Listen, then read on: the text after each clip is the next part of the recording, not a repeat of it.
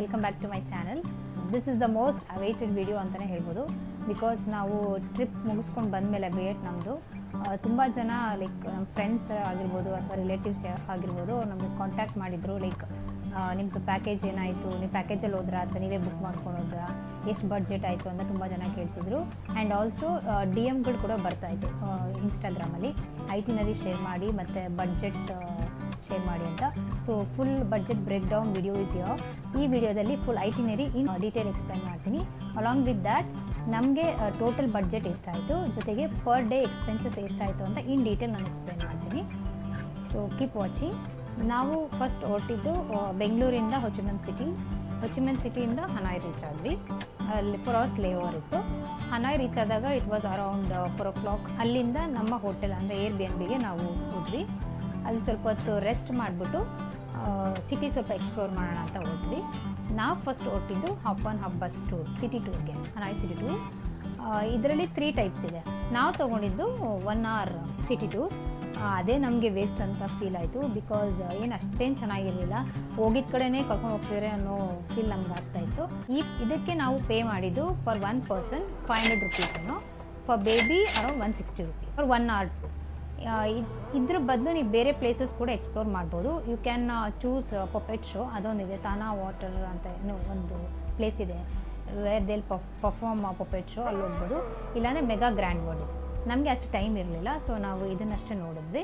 ಇದಾದ ಮೇಲೆ ನಾವು ನೆಕ್ಸ್ಟ್ ಹೋಗಿದ್ದು ಲೊಟ್ಟೆ ಅಕ್ವೇರಿಯಂ. ಶಸ್ತ ಕರ್ಕೊಂಡು ಹೋಗಿದ್ದರಿಂದ ನಾವು ಬೇಬಿಗೋಸ್ಕರ ನಾವು ಅಕ್ವೇರಿಯಂ ಎಕ್ಸ್ಪ್ಲೋರ್ ಮಾಡೋಣ ಅಂತ ಹೋದ್ವಿ. ತುಂಬ ಚೆನ್ನಾಗಿದೆ, ಅಕ್ವೇರಿಯಂ ಸಖತ್ತಾಗಿತ್ತು. ಈ ಅಕ್ವೇರಿಯಂಗೆ ನಾವು ಪೇ ಮಾಡಿದ್ದು ಫಾರ್ 1 person ಅಂದರೆ for adult 1300 rupees, for baby around 820 rupees, around 800 ಅಂತ ಅಂದ್ಕೊಳ್ಳಿ. ಇಷ್ಟ ಆಗಿತ್ತು. Okay, Lotte aquarium was good. ಏಕೆಂದರೆ ಬೇಬಿ ಕರ್ಕೊಂಡೋದ್ರೆ ದೇ ವಿಲ್ ಎಂಜಾಯ್. ನೀವೇನಾದ್ರೂ like if you are carrying your baby or toddler, ನೀವು ಅಕ್ವೇರಿಯಂನ ಎಕ್ಸ್ಪ್ಲೋರ್ ಮಾಡ್ಬೋದು. ಇಷ್ಟೊತ್ತಿಗೆ ನಮ್ದು ಆಲ್ರೆಡಿ ಡೇ ಕಂಪ್ಲೀಟ್ ಆಗ್ತಾ ಬಂದಿತ್ತು. It was almost around 7 or 8 o'clock I guess. So ನಾವೇನು ಮಾಡಿದ್ವಿ, ಇವತ್ತು ಡೇಗೆ ಸಾಕು ಅಂತ ಹೇಳ್ಬಿಟ್ಟು ನೈಟ್ ಲೈಫ್ ಎಕ್ಸ್ಪ್ಲೋರ್ ಮಾಡೋದಕ್ಕೆ ಪೇರೆಂಟ್ಸ್ಗೆ ಅಷ್ಟು ಇಂಟ್ರೆಸ್ಟ್ ಇಲ್ಲ ಅಂತ, ಜೊತೆಗೆ ವಿ ವರ್ ಟಯರ್ಡ್. ಅದು ಹಿಂದಿನ ದಿನ ಫುಲ್ ಟ್ರಾವೆಲ್ ಆಗಿತ್ತು. ಸೊ ನಾವು ಬೇಡ ಅಂತೇಳಿ ಊಟಕ್ಕೆ ಹೋದ್ವಿ. ಇಂಡಿಯನ್ ರೆಸ್ಟೋರೆಂಟ್ಗೆ ಊಟಕ್ಕೆ ಹೋಗಿದ್ದು.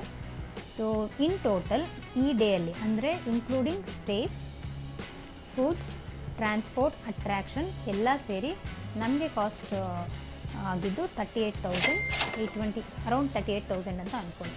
ಇಷ್ಟು ಫಸ್ಟ್ 3 days ಹನಾಯಲ್ಲಿ ಉಳ್ಕೊಂಡಿದ್ದು ಏರ್ಬಿಎನ್ಬಿಯಲ್ಲೇ.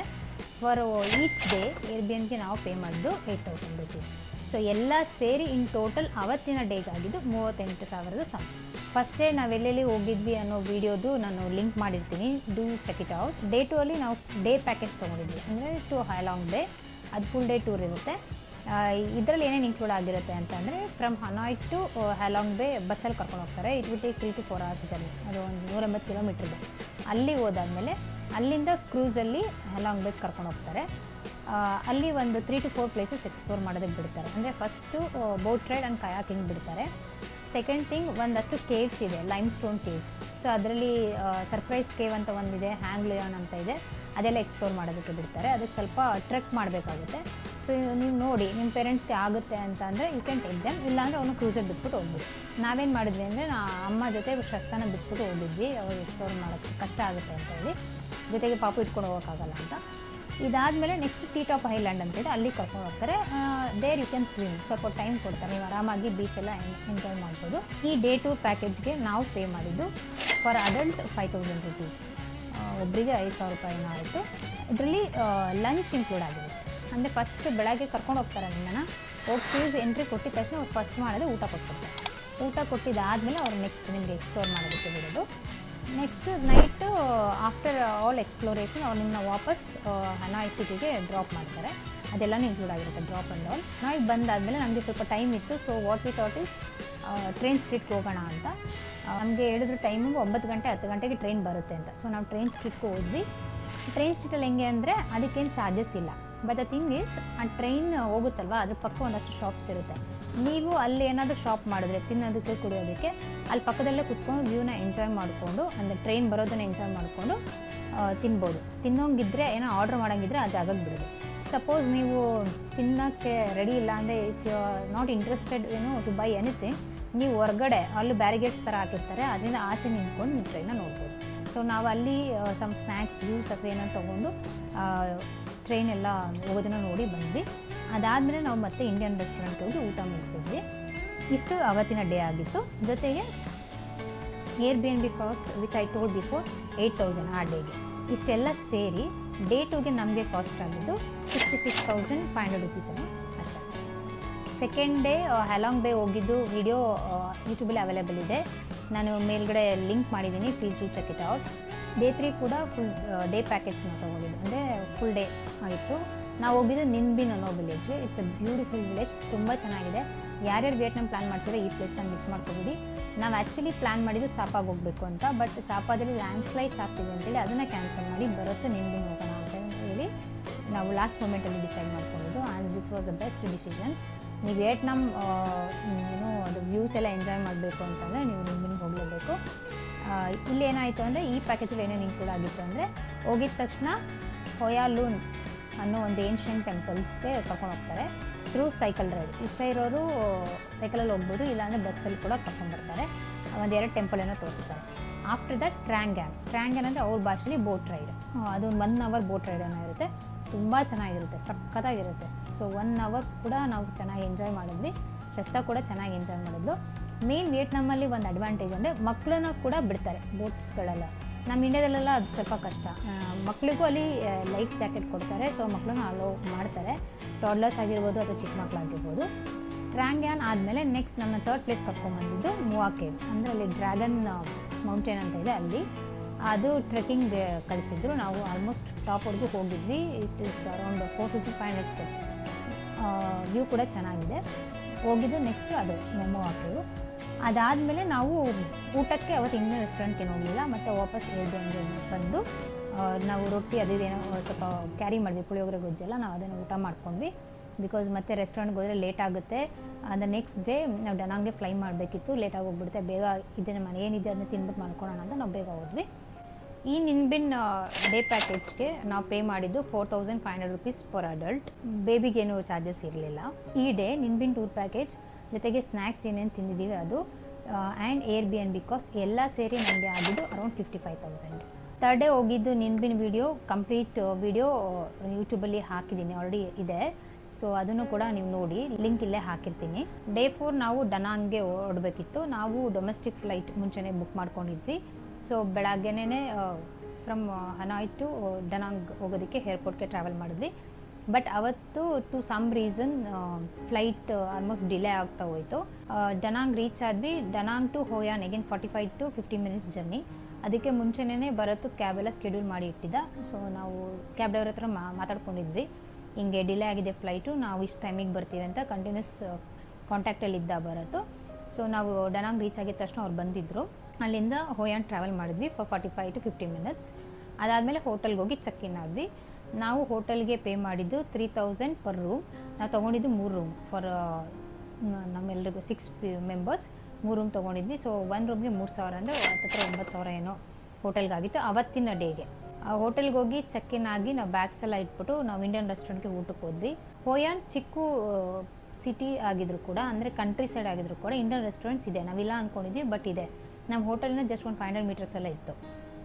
ಅಲ್ಲೋಗಿ ಊಟ ಮುಗಿಸ್ಕೊಂಡು ಹೋಯಾನ್ ಮೆಮೊರೀಸ್ ಲ್ಯಾಂಡ್ಗೆ ಹೋದ್ವಿ. ನಾವು ಕೊಕೊನಟ್ ಬೋಟ್ ರೈಡ್ಗೆ ಹೋಗಬೇಕಿತ್ತು, ಬಟ್ ಅವತ್ತು ಫ್ಲೈಟ್ ಡಿಲೇ ಆಗಿರೋದ್ರಿಂದ ನಾವು ರೀಚ್ ಆಗೋದು ಲೇಟ್ ಆಯಿತು. So coconut boat ride before 5 PM, ಮನೆ 1 hour ಬಿಫೋರ್ 5 PM ನಾವು ಹೋಗೋದಕ್ಕಾಗಲಿಲ್ಲ. ಸೊ ನಾವು ಮೆಮೊರೀಸ್ ಲ್ಯಾಂಡ್ಗೆ ಹೋದ್ವಿ. ತುಂಬ ಚೆನ್ನಾಗಿದೆ. ಇದು ಕೂಡ ನೀವು ಓಯಾನಲ್ಲಿದ್ದರೆ ಮಿಸ್ ಮಾಡ್ಕೋಬೇಡಿ. ಈ ಕಂಪ್ಲೀಟ್ ವಿಡಿಯೋ ಓಯಾನ್ ಪರ್ಫಾರ್ಮೆನ್ಸ್ದು ಅದೇ ಎಲ್ಲ ರಿಲೇಟೆಡು ನಾನು ವಿಡಿಯೋ ಅವೈಲಬಲ್ ಇದೆ ಯೂಟ್ಯೂಬಲ್ಲಿ, ಮೇಲ್ಗಡೆ ಲಿಂಕ್ ಹಾಕಿರ್ತೀನಿ, ಚೆಕ್ ಮಾಡಿ. ಈ ಓಯಾನ್ ಮೆಮೊರೀಸ್ ಲ್ಯಾಂಡ್ಗೆ ನಾವು ಪರ್ ಪರ್ಸನ್ ಪೇ ಮಾಡಿದ್ದು, ಅಂದರೆ ಪರ್ ಅಡಲ್ಟ್ 3,500 ರುಪೀಸ್ ಏನೋ. ಸೊ ಹತ್ತಿರ 21,000 ಇಂದ 22,000 ಆಗಿತ್ತು ನಮ್ಮ 6 ಜನಕ್ಕೆ.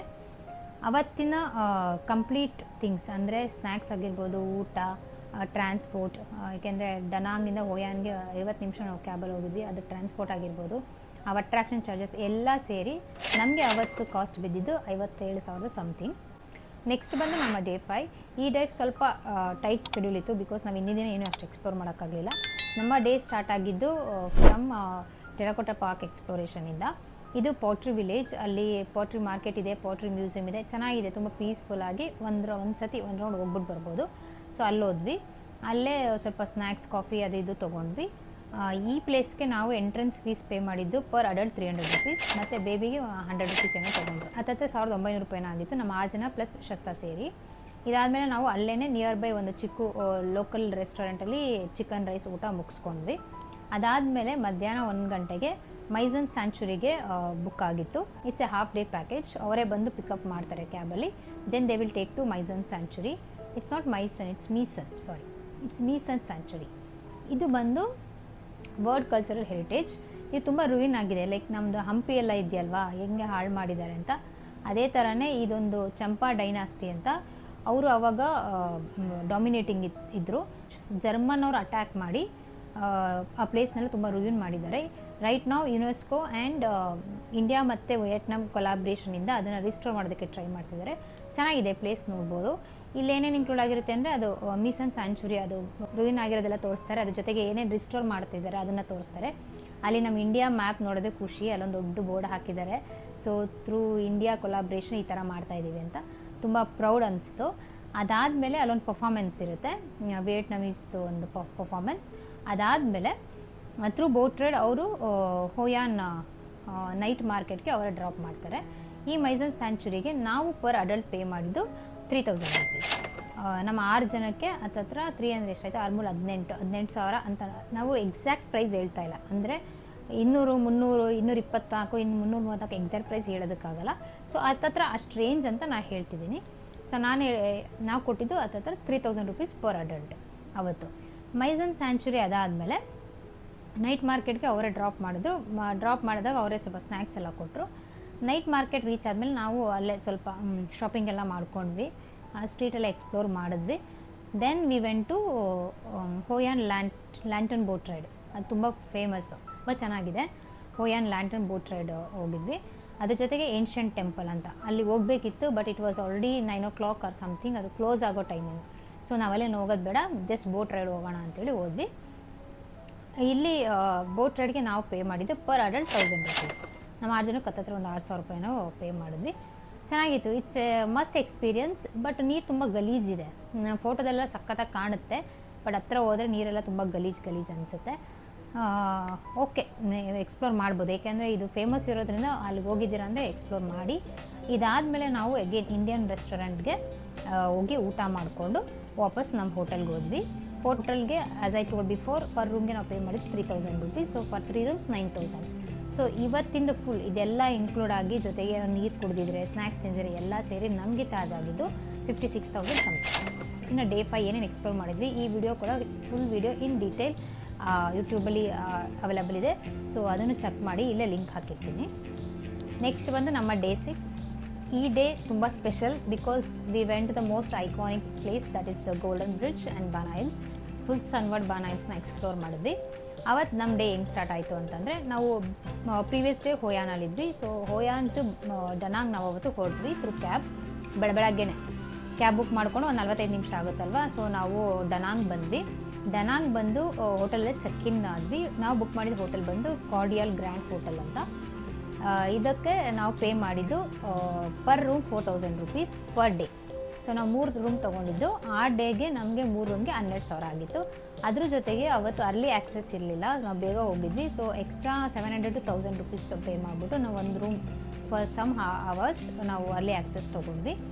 ನೆಕ್ಸ್ಟ್ ಹೋಟೆಲ್ ಹೋಗಿ ಚೆಕ್ ಇನ್ ಆಗಿ ಬ್ಯಾಗ್ಸ್ ಎಲ್ಲ ಇಟ್ಬಿಟ್ಟು ಅಲ್ಲಿಂದ ಬಾನಾ ಹಿಲ್ಸ್ಗೆ ಕ್ಯಾಬ್ ಬುಕ್ ಆಗಿತ್ತು. ಅವ್ರು ಬಂದರು, ಪಿಕಪ್ ಮಾಡಿದ್ರು, ಕರ್ಕೊಂಡೋದ್ರು. ಬಾನಾ ಹಿಲ್ಸ್ಗೆ ಹೋದ್ಮೇಲೆ ಆ Ba Na hills plus alpine coaster and we took one more thing, that is silver wow pass ಅಂತ.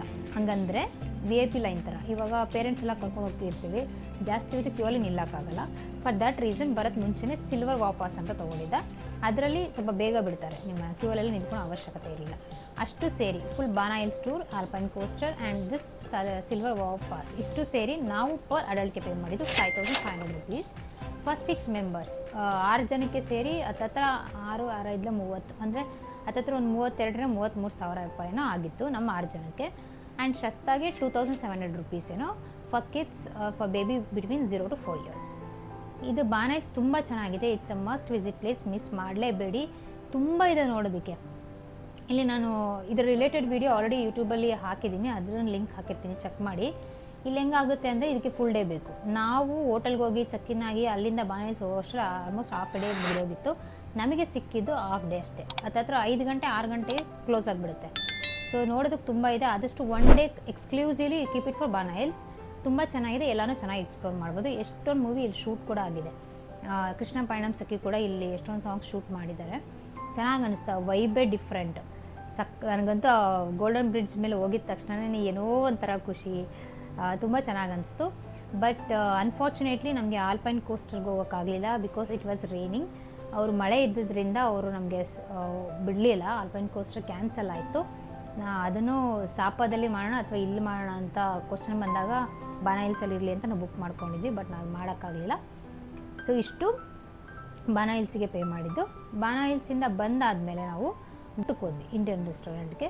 ಇಂಡಿಯನ್ ರೆಸ್ಟೋರೆಂಟ್ಗೆ ಊಟ ಮುಗಿಸ್ಕೊಂಡು ಅಲ್ಲೇ 9 ಗಂಟೆಗೆ ಡ್ರ್ಯಾಗನ್ ಶೋ ನಡೆಯುತ್ತೆ ದನಾಂಗಲ್ಲಿ ಆನ್ ವೀಕೆಂಡ್ಸ್. ಸ್ಯಾಟರ್ಡೆ ಸಂಡೇ ಅಷ್ಟೇ ಇರೋದು.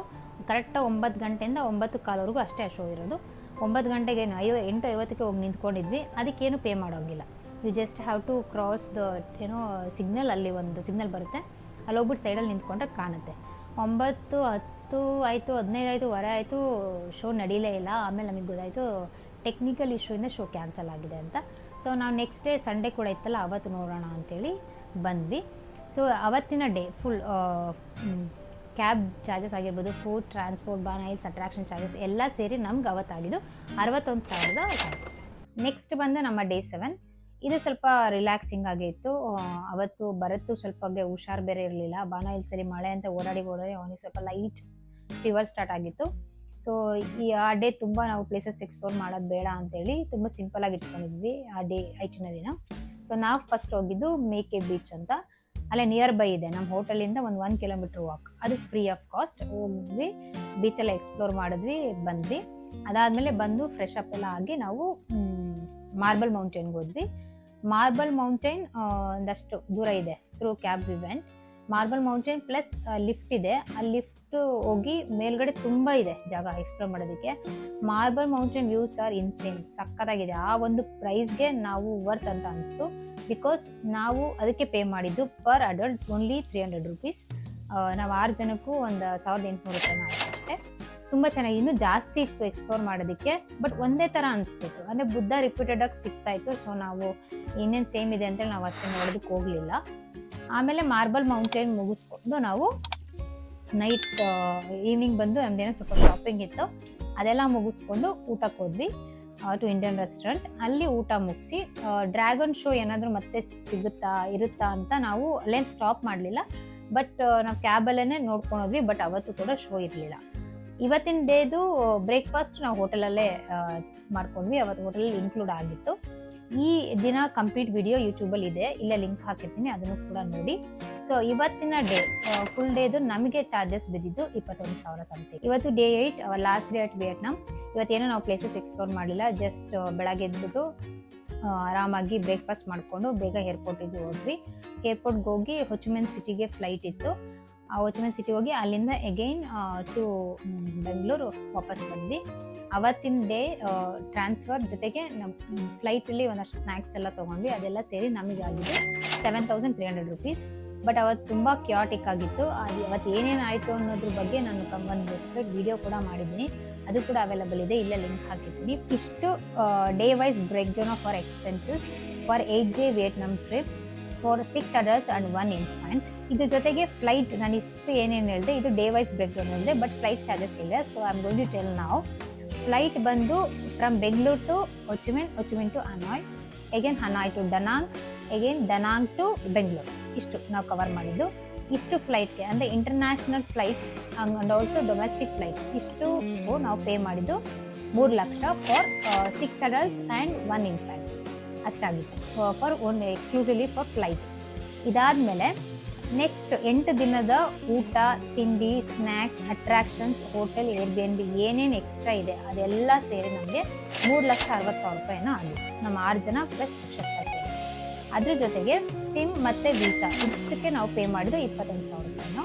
ಆ್ಯಂಡ್ ಲಾಸ್ಟ್ಲಿ ಟ್ರಾವೆಲ್ ಇನ್ಶೂರೆನ್ಸ್, ಇದಂತೂ ಮಸ್ಟ್ ಆ್ಯಂಡ್ ಶೂ. ನಾವು ಟ್ರಾವೆಲ್ ಇನ್ಶೂರೆನ್ಸ್ಗೆ ಪೇ ಮಾಡಿ ಅರೌಂಡ್ 3,000. ಸೊ ಇನ್ ಟೋಟಲ್ ಎಲ್ಲ ಸೇರಿ ನಮಗೆ ಈ ಟ್ರಿಪ್ಪು ಕಾಸ್ಟ್ ಆಗಿದ್ದು 6 84,000 ಏನೋ. ಇದನ್ನ ನೀವು ಕಡಿಮೆ ಮಾಡ್ಕೋಬಹುದು. ಬೇರೆ ಯು ಕ್ಯಾನ್ ಕಾಂಪ್ರಮೈಸ್ ಇಸ್ ಯಾವುದಾದ್ರೂ ಸುಮಾರಾಗಿರೋ ಹೋಟೆಲಲ್ಲಿ ಉಳ್ಕೋಬಹುದು, ಅಥವಾ ಸಿಗುತ್ತೆ ಹಾಸ್ಟೆಲ್ ಸಿಗುತ್ತೆ ಅಲ್ಲಿ ಉಳ್ಕೋಬಹುದು, ಡಾರ್ಮೆಂಟ್ರಿ ಸಿಗುತ್ತೆ ಅಲ್ಲಿ ಉಳ್ಕೋಬಹುದು. ಜೊತೆಗೆ ಇಂಡಿಯನ್ ರೆಸ್ಟೋರೆಂಟ್ ತುಂಬ ಎಕ್ಸ್ಪೆನ್ಸಿವ್ ಇರುತ್ತೆ. ನಿಮಗೆ ಇಂಡಿಯನ್ ರೆಸ್ಟೋರೆಂಟ್ ಬೇಡ ಅಂತಂದರೆ ಅಲ್ಲೇ ಲೋಕಲ್ ಫುಡ್ ಕಡಿಮೆ ರೇಟಿಗೆ ಸಿಗುತ್ತೆ, ಅದನ್ನು ಕೂಡ ನೀವು ತಿಂದ್ಬಿಟ್ಟು ಮ್ಯಾನೇಜ್ ಮಾಡ್ತೀನಿ ಅಂತಂದರೆ there you can get compromised. ಅಥವಾ ಅಟ್ರಾಕ್ಷನ್ಸ್ ಅಲ್ಲೂ ಡಿಫ್ರೆಂಟ್ ರೇಂಜ್ ಇದೆ, ಅಂದರೆ ಲೋ, ಮೀಡಿಯಮ್, ಹೈ.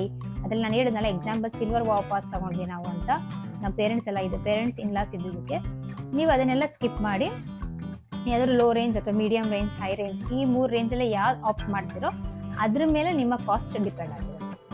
ಇನ್ನೊಂದು ನೀವು ಕಡಿಮೆ ಮಾಡ್ಕೋಬೇಕು ಅಂದರೆ ಇನ್ನೊಂದು ಏನು ಮಾಡ್ಬೋದು ಅಂತಂದರೆ you can choose for public transport instead of private transport. ಇವಾಗ ಬಸ್ಸಲ್ಲಿ ಜಾಸ್ತಿ ಓಡಾಡೋದು ಆ ಥರ ಎಲ್ಲ ಮಾಡಿದ್ರೆ, ಸ್ಕೂಟಿ ರೆಂಟ್ ಮಾಡೋದು ಆ ಥರ ಎಲ್ಲ ಮಾಡಿದ್ರೆ ಸ್ವಲ್ಪ ಕಡಿಮೆ ಆಗುತ್ತೆ.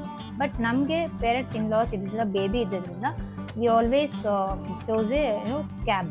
ನಾವು ಯಾವಾಗಲೂ ಕಾರ್ ಅಥವಾ ಅದರಲ್ಲೇ ಓಡಾಡಿದ್ದು, ಅದೆಲ್ಲ ಸ್ವಲ್ಪ ಎಕ್ಸ್ಪೆನ್ಸಿವ್ ಬಿದ್ದಿದೆ. ಬಟ್ ಇದೇನು ಜಾಸ್ತಿ ಅಲ್ಲ ಇರೋದ್ರಲ್ಲಿ. ವಿಯೆಟ್ನಾಂ ನಮಗೆ ಗೊತ್ತಿತ್ತು ಫಸ್ಟ್ ಹೊರಟಾಗಲೇ ಅನಿಸುತ್ತೆ, ಅಲ್ಲಿನ ಕರೆನ್ಸಿ ನಮ್ಮ ಇಂಡಿಯನ್ ಕರೆನ್ಸಿಗಿಂತ ಕಡಿಮೆ ಇದೆ. ಬಟ್ ಡೆಫಿನೆಟ್ಲಿ ಅಲ್ಲಿನ ಅಟ್ರಾಕ್ಷನ್ಸ್ ಎಲ್ಲ ತುಂಬ ಎಕ್ಸ್ಪೆನ್ಸಿವ್ ಇದೆ, ಫ್ಲೈಟ್ ಕೂಡ ಜಾಸ್ತಿ ಇರುತ್ತೆ. ಸೊ ನಾವೇನು ಪ್ಲ್ಯಾನ್ ಮಾಡಿದ್ವಿ ಆ ಪ್ಲ್ಯಾನಿಗೆ ನಾವು ಸ್ಟಿಕಾನ್ ಆಗಿದ್ವಿ. So you just can't decide ಇವರು ಜಾಸ್ತಿ ಕೊಟ್ಟೋಗಿದ್ದಾರೆ, ಇವರು ಕಡಿಮೆ ಕೊಟ್ಟೋಗಿದ್ದಾರೆ ಅಂತ. ನಾವು ನಮ್ಮ ಬಡ್ಜೆಟಲ್ಲಿ ವರ್ತ್ ದ ಟ್ರಿಪ್ ಎಕ್ಸ್ಪೀರಿಯನ್ಸ್ ಮಾಡಿದ್ವಿ ಅಂತ ನಮಗನ್ನಿಸ್ತು. ಇದರಲ್ಲಿ ಕಡಿಮೆ ರೇಟಿಗೆ ಮಾಡಿದ್ದೀವಿ ಅಂತ ನಮಗನ್ನಿಸ್ತು. ನಾವು ಫಿಕ್ಸ್ ಮಾಡಿದ್ದು 1 lakh ಪರ್ ಪರ್ಸನ್, ಬಟ್ ಒಂದು 15,000 ಜಾಸ್ತಿ ಆಯಿತು. But it's okay. ಏನೇನು ಮಾಡಬೇಕು, ಏನೇನು ಕವರ್ ಮಾಡಬೇಕು ಎಲ್ಲನೂ ಕವರ್ ಮಾಡಿದ್ದೀವಿ. ಸೊ ಈ ವಿಡಿಯೋ ನಿಮಗೆ ಯೂಸ್ ಆಗುತ್ತೆ ಅಂತ ಅಂದ್ಕೊಂಡಿದ್ದೀನಿ. ಯಾರ್ಯಾರು ವಿಯೆಟ್ನಾಂ ಪ್ಲಾನ್ ಮಾಡ್ತಿದ್ರಿ ಈ ವಿಡಿಯೋ ನೋಡಿದ್ರೆ ನಿಮಗೆ ಕಂಪ್ಲೀಟ್ ಐಟಿನರಿ ಸಿಗುತ್ತೆ and also complete budget break down ಸಿಗುತ್ತೆ. ಇದು same itinerary and budget break down ವಿಡಿಯೋನ ಒಂದು ರೀಲ್ ಮಾಡಿ ನಾನು ಇನ್ಸ್ಟಾಗ್ರಾಮಲ್ಲಿ ಅಪ್ಲೋಡ್ ಮಾಡ್ತೀನಿ. ಅದಕ್ಕೋಸ್ಕರ ಇನ್ಸ್ಟಾಗ್ರಾಮ್ನ ಫಾಲೋ ಮಾಡಿ. ಸೊ ಯಾರಿಗಾದ್ರೂ ಐಟಿನರಿ ಅಥವಾ ಬಡ್ಜೆಟ್ ಕಂಪ್ಲೀಟ್ ಇನ್ ಡೀಟೇಲ್ಸ್ ಬೇಕು ಅಂತಂದರೆ ಇನ್ಸ್ಟಾಗ್ರಾಮಲ್ಲಿ ಆ ರೀಲಲ್ಲಿ please do comment it as Vietnam. So I will DM you guys. ಇದ್ರ ಜೊತೆಗೆ ನನ್ನ ಎಲ್ಲ ವಿಯೆಟ್ನಾಂ ವಿಡಿಯೋಸ್ ಅವೈಲಬಲ್ ಇದೆ, ಅದನ್ನು ಕೂಡ ಚೆಕ್ ಮಾಡಿ. Thanks for watching. ಸಬ್ಸ್ಕ್ರೈಬ್ ಮಾಡಿ, ಲೈಕ್ ಮಾಡಿ, ಕಮೆಂಟ್ ಮಾಡಿ. Thank you.